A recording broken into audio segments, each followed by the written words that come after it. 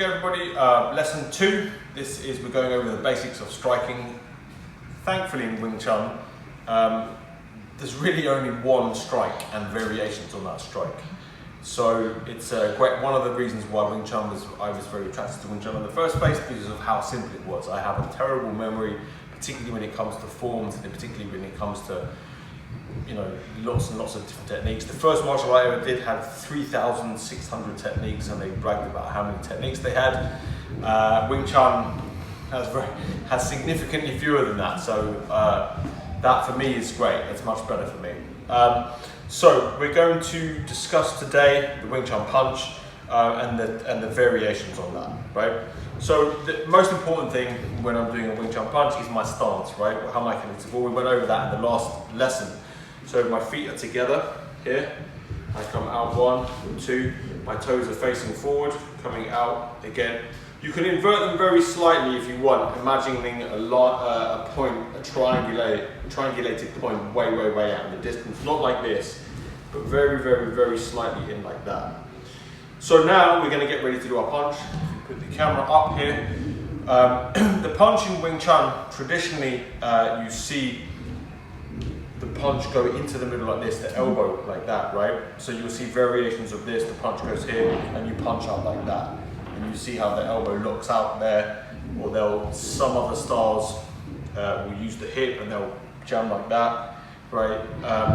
So these are, in my opinion, these are more external methods of punching. So we want to try to develop an internal method of punching. And the internal method of punching is predicated on your balance and your structure, right? And not having anything locked up. So if the elbow comes in too much like that, your shoulder gets locked off here like that, and cannot relax. So if you want an internal method is based, you have to be relaxed when you do this. So the internal method of punching, we don't want to worry about locking the elbow in like this, right? They say the elbow, should be in front of your hips like this, right? So the elbow position is fundamental to the Wing Chun punch, but over many years I've come to the conclusion that it's not about whether your elbow is in or whether your elbow is out. Your elbow should be down and your shoulder needs to be in place. So if you look at my shoulder from this position, my shoulder has to sink down and back into position here, and my elbow has to stay down like that and connected here. And then from this position, if my lower back is flat and I'm sinking into the ground, I'm maintaining the pendulum, I'm hanging the pendulum, and the pendulum I'm completely centered, and my spine is elongating, it's being stretched, it feels like it's being gently pulled downwards and gently pulled up on my head like that. Then from here, when I punch, I just punch like that, here. My elbow is heavy, my shoulder is down like that. If the shoulder comes off, you lose the connection to the body. So I want my shoulder back, my elbow down, and I punch like this, and making sure it looks very weak, right? So, but it isn't. And when I'm here, I'm going to do the chain punch, the very famous chain punch in Wing Chun, which is one hand goes over the other. There, but you'll see that my elbow sinks down. I'm not contorting it in like that. Once I contort it in, again, what happens is I create tension here. So Luke, if I can borrow you for a second. If I'm facing like this and Luke has my wrist here like that, right? If he feeds force into me and my elbow is in, you can feel my shoulder jam up like that. You can then take control of my structure, okay? If my elbow is down, however, and he puts pressure in, it sinks straight down into the ground, and I can start to push it back at him there, and I can take his balance, right? And even when I'm in a very bad position here when I'm facing like that. So me generating power from here, I shouldn't really be able to do that, right? But if I'm sunk and connected like that, let's say with both hands like that, right? I can develop this connection to the ground, I can pull him, I can push him there. And this is all based on internal power, right? As soon as I tense up anywhere, right? If you push me, I'm gonna go. How easy is that to move me?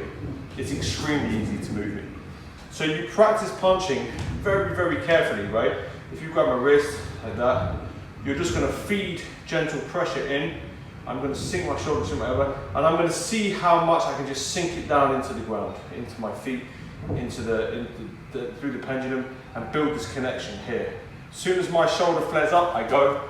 So I'm going to practice just push in, sinking it down there and holding the pressure.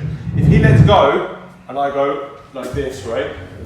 That's me using my weight, okay? So I'm using my weight, he lets go, boom, I fall, no good, right? I want to be able to sink here like that, I sink down, if he lets go, nothing, right?